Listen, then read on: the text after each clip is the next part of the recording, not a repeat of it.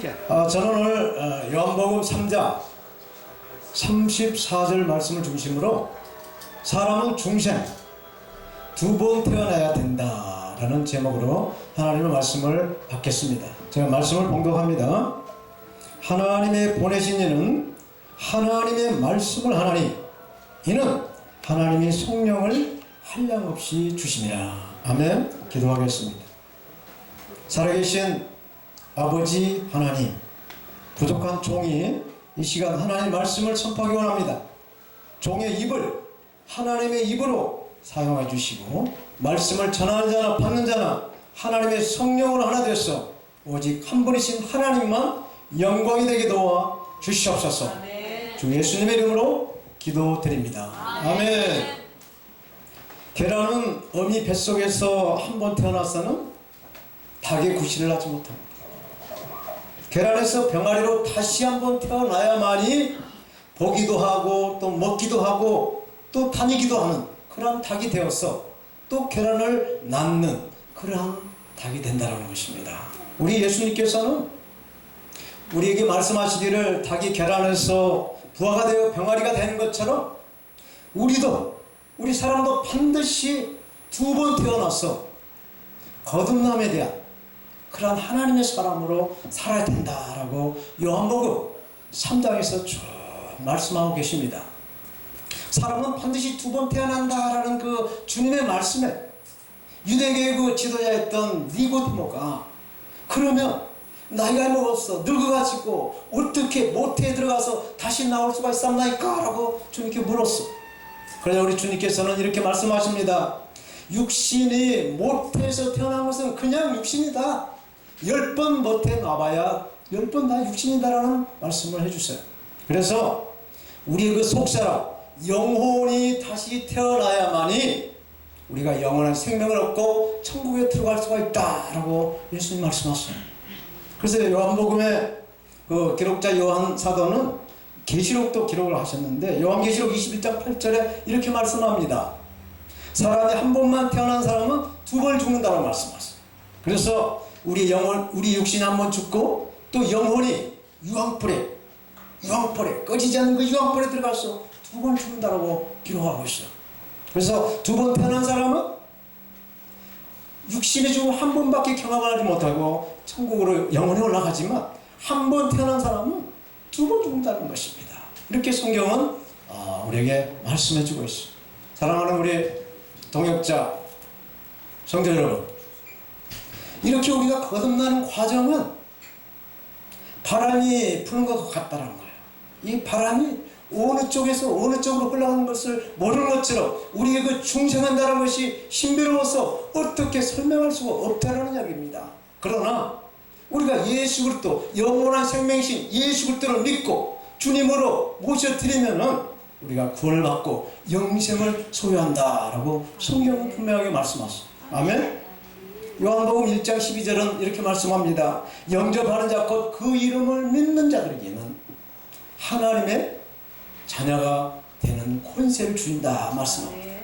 그런데 우리가 모태로 태어난 그 육신의 자녀로 살아가고 있지만 우리가 예수 그리스도를 영접하고 예수 그리스도를 믿으면 거듭난 중생의 삶을 살 수가 있다라고 성경 우리에게 가르쳐주고 있어요. 그래서 그 유명한 요한복음 3장 16절 하나님이 세상을 이처럼 사랑하사 독생자를 우리에게 주셨어요. 우리가 저를 믿는 자들에게 멸망치 않고 영원한 생명을 주신다라고 말씀해주고 있어요. 그래서 우리가 예수님을 믿어야만이 영원한 생명을 누리고 중생의 삶을 누리면서 하나님의 나라를 소유하는 그런 삶을 산다라고 성경은 우리에게 말씀해주고 있어요.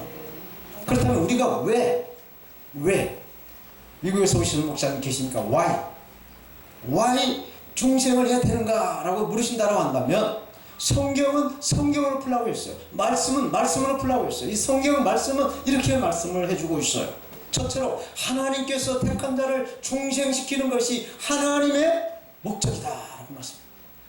그리고 하나님이 예정하심이 있었기 때문이다 라고 에베소서 1장 4절에서 5절에 말씀해주고 있다는 사실입니다. 제가 에베소서 1장 4절 5절 말씀을 봉독합니다. 곧 창세전에 그리스도 안에서 우리를 택하사 우리로 사랑 안에서 그 안에 거룩하고 흠이 없게 하시려 그 기쁘신 뜻대로 우리를 예정하사 예수 그리스도로 말미암아 자기 아들들이 되게 하셨다 말씀합니다. 두 번째는 거듭나지 아니하면은 하나님의 나라를 볼 수도 없고 또 들어갈 수도 없다라고 요한복음 3장 4절에서 5절은 말씀해 주고 있어요. 또 세 번째로 거듭나지 아니하면 우리가 회심할 수가 없다는 것입니다. 우리가 회심을 해야 거듭나고 또 영원한 생명에 들어갈 수 있고 또 성령을 소유할 수 있다라고 디도서 3장 5절은 말씀하고 있어요. 그리고 네 번째로 로마서 8장 8절은 육신에 속해 있는 사람은 하나님께 영광을 드릴 수도 없고 하나님을 기쁘게도 할 수도 없다라고 말씀해 주고 있어요. 그래서 영이 죽어있는 사람에게는 영적인 생명을 얻기 위해서 절대로 거듭나야 한다는 것입니다. 변화되어야 된다는 것이죠. 육의 자녀로서의 삶을 영의 자녀로 영성을 누리며 살아가야 된다고 성경은 강력하게 말씀해 주고 있다는 사실입니다. 사랑하는 우리 통역자 성도 여러분, 저 여러분들을 비롯한 모든 인간들은 우리의 조상 그 아담으로부터 제2의 DNA를 정로받아 왔어요. 그래서 우리의 몸은 살아있다 할지라도 영적으로 죽은 상태에 있다라고 성경은 분명하게 말씀하고 있습니다. 그래서 에베소서 2장 1절에서 2절은 이렇게 말씀하고 있어요. 너희의 허물과 죄로 죽었던 너희를 살리셨도다. 그때에 너희가 그 가운데서 행하여 이 세상 풍속을 쫓고 공중 권세 잡은 자들을 따랐으니 곧 지금 불순종의 아들들 가운데 역사는 영이다 라고 말씀하고 있어요. 그래서 어둠의 영으로 인해 죽었던 우리가 예수 그리스도의 그 십자가의 보혈로 우리의 그 억만가지 죄악을 씻어버리고 예수 그리스도의 이름을 믿는 자들에게는 새 생명을 주신다라고 말씀하고 있는 것입니다. 그러므로 요한복음 3장 3절에 예수께서 가라사대 진실로 내게 이르노니 사람이 거듭나지 않고는 하나님의 나라를 볼 수도 없다라고 말씀하고 있어요. 사랑하는 동역자 성도 여러분, 이 중생 리제너레이션은 이러한 영적 죽음의 상태의 그 한계를 벗어나 영적 생명을 회복하는 새로운 피조물의 변화다라고 고린도후서 5장 7절을 말씀하고 있어요. 그런즉 누구든지 그리스도 안에 있으면 새로운 피조물이라 이전 것은 지나갔을 때 보라 새것이 되었도다라고 선포하고 있는 것입니다. 믿으십니까? 네. 말씀을 읽겠습니다. 거듭남이란 무엇이겠습니까? 일례로 설계의 예화를 잠시 드리겠습니다. 이 설계는 한 40년 살다 보면은 그 설계의 그 깃털도 부리도 발톱도 다 날라서 사냥을 제대로 할 수가 없다는 그런 기능이 떨어져서 그 설계의 그 기능을 발휘할 수가 없다는 것입니다. 그래서 한 40년 사용한 그 설계의 그 날개와 깃털과 부리를 설계는 다시 한번 리뉴얼 다시 한번 이렇게 회복하기 위해서 높은 산으로 올라가서 둥지를 틀고 수행에 들어간다. 거의 한 6개월 이상을 수행을 하면서 자기의 부리를 돌이나 아니면 나무에다가 부딪혀서 자기의 부리를 뽑아낸다는 것입니다. 그래서 새 부리가 돋아날 때까지 기다린다는 것입니다. 그래서 새 부리가 돋아나면은 그 부리로 자기의 발톱, 날라 빠진 그 발톱을 하나씩 뽑아낸다는 것입니다. 그리고 새 발톱이 자라면은 다시 그 부리로 자기의 깃털을 하나씩 뽑아내서 새 깃털을 나오게 한다는 것입니다. 그래서 이 설계는 30년이라는 또 나온 새로운 시세들을 이렇게 기상하면서 생명을 유지한다라는 예화가 있어요.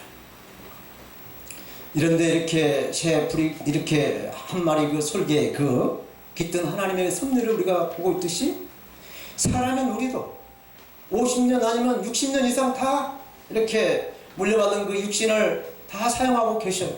여기 다 보니까 50대, 60대 우리 강도사님은 잘 모르겠습니다만 60년 이상을 다 사용하셨어.